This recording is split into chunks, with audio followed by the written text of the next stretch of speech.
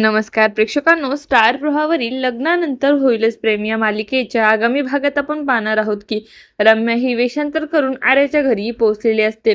त्यानंतर रम्या आता आर्याला बेशुद्ध करते आणि तिचा नंदिनी आणि जीवाशी कसला संबंध आहे हे शोधण्याचा ती आता प्रयत्न करू लागते.